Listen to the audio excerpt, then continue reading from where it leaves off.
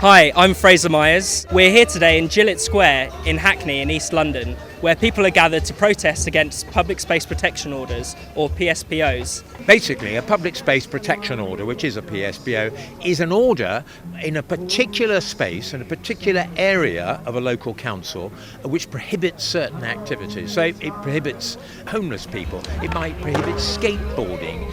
It's a huge range of different things, and they are at the disposal of local councils pretty much on the whim of a local council officer.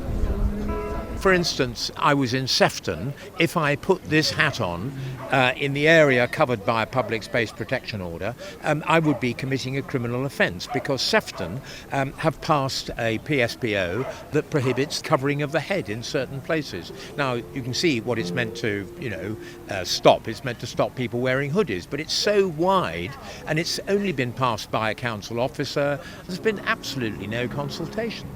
Johnny Walker, the busker, he said that there was a PSPO that was passed insisting that buskers had to smile while they were performing. Now, that is a classic example. How on earth do you regulate people's conduct so that they have to smile when they're busking, for heaven's sake? I mean, that is just totally unreasonable. So that's why he had this great demonstration with everybody wearing fake smiles and so on. But it does demonstrate that it's gone way, way over the top, and it's gone far further than any of us feared that the use of PSPOs would lead to. Councils think that local residents are upset and irritated and sometimes offended by activities that go on in their local areas. Now, in my view, just being upset by something or by being offended by something, it might be language that people use, that is not enough to ban it. I mean, we are all going to be offended in one form or another sometime during our lives, but we just have to put up with it. That's life. People don't always agree. For the times they are a-changing. I'm just reflecting on the fact that if you were a council bureaucrat who wanted to introduce a public space protection order, you'd be having a heart attack right now. There's someone chalking on the pavement, there's someone playing live music, there's someone lying down, there's people drinking, and there's a dog running loose. It'll be a council bureaucrat's absolute worst nightmare, what's going on right now. There's something beautifully chaotic about it. Hi, my name is Zahira.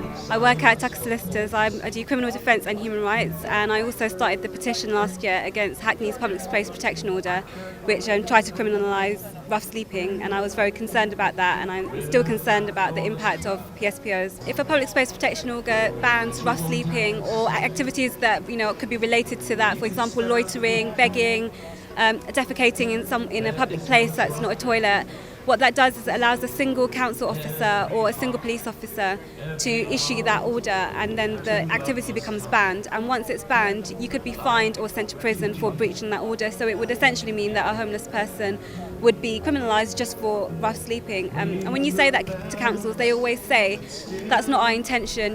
We don't want to send people to prison or fine them just for being homeless.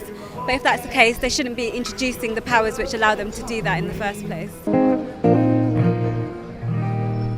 Thank you. My name is Alan Kovacevic, and I'm here because my punting company in Cambridge is going to be affected by a PSPO banning touting in the city centre.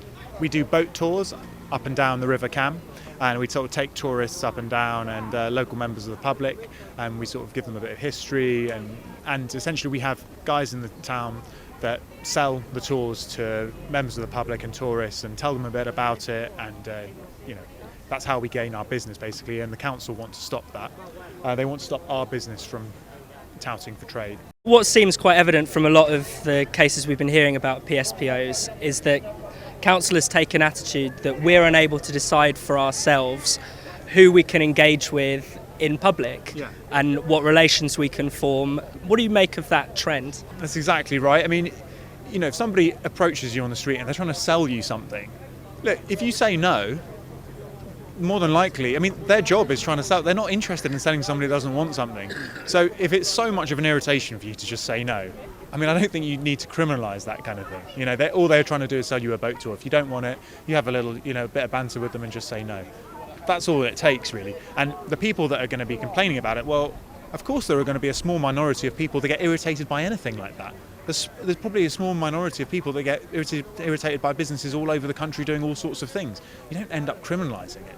You know, it's sort of cleansing the streets to such a huge degree. It's just completely unnecessary. Look, if there's a social problem on the street, you don't want people to hide away from it. You want people to engage with it and have a chat. Look, if someone was being overzealous with you and being overzealous in terms of trying to sell you a pencil, well, it'd be much better for you to have a conversation with them and say, you know what, just calm down a little bit. I'm not interested, and actually be part of the community, not just wait for the police to show up or the council. You need to engage with it. If it's the same thing, if you see some kids behaving badly on the street, well, they're kids. You should try and engage with them and find out what's going on and actually be a member of the community. You don't just wait for the council to step in. I'm here today because I've been involved in responding to some public consultations around public space protection orders, and I've really been shocked at the way that these powers are used. And really what we're seeing is the relatively open-ended exertion of power on behalf of local councils to criminalise activity that really, in some senses, goes to who they are. People skateboarding, running businesses, or congregating in groups, socialising. Really, these powers are managing to criminalise some really fundamental uses of public space, and I think we should resist that at every turn. There are obviously in certain areas problems with public order, and some of the activities that are complained about do have a negative impact on people's lives. But I think the problem is that it's an unthinking response to that problem. It's a reflexive one. It's one which immediately thinks that criminalisation is the right way of doing things. And it's using a sledgehammer to crack a nut in almost all circumstances. So I think one of the problems that these orders actually create is that it gives people the impression that someone else will deal with a particular social problem. So if you have an issue in a particular area, it would be good if people felt confident in responding to that problem themselves. So taking on a degree of social responsibility, intervening when necessary. And I think that's a really important part of existing in public life, that you are able to respond to social problems yourself.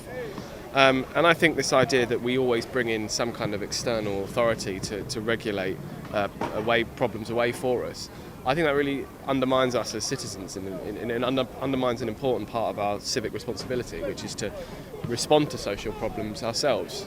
The whole public space protection orders trend is, I think, an example of how we seem to be losing one of the really key, I think, Enlightenment values that this country ought to stand up for, which is tolerance and giving your neighbour the benefit of the doubt. And it seems to me that local authorities today are acting very much in spirit with the times, which is a sad thing when today we're so much less likely to trust our neighbours and to trust people around us. And they seem to have taken on this new power and used it in a very unthinking, bureaucratic and really inhumane way, in one that suggests that we are all potentially criminals. And to ban blanketly in public spaces things like pavement art or skateboarding seems to me something that doesn't take into account the individual, doesn't take into account context, and merely sees the public as a problem. And I think the public are, fabulous, and that's what cities are great for, and we should have more life in the city centres. And this is just the last thing you want to do if you're trying to encourage people to get on with each other and bring back a sense of community in city centres, etc. I'm Alan Miller. I'm chairman of the Nighttime Industry Association. Part of the public, PSPOs and the anti-social policing bill that came out means that venues can be closed down as well without any of the process of licensing. Now people say, well, we won't do that, we won't use it for that. But the point is, well, why is it there then? And I think that it can be very corrosive, the whole thing about constantly regulating our life. And, in actual fact, people behave really well. For the most part, I'm really shocked, actually. When I grew up, people used to be, I had a joke with older police about how Fridays used to be Friday fight night. And these days, people are very well behaved, they go out. And I just think that's, when there aren't any bigger ideas, often people want to kind of just regulate and more. And I think we should say, look, we don't need that. Some people might say that really these are quite trivial issues and that there are bigger problems in the world. But why do you think it's so important for us to fight for these kind of small, everyday freedoms and liberties? The thing about freedom is you can't keep chipping away at it. You need to maintain it. And actually, I think that to have the good life and the good society, we should argue to be as free as possible. And to, in the end of the day, the only way we can really shape the world in the way we want it to be is if we're free to be able to do that, to congregate, to talk, to say what we want as adults and engage with one another and have a universal best interest of humans at the heart of that.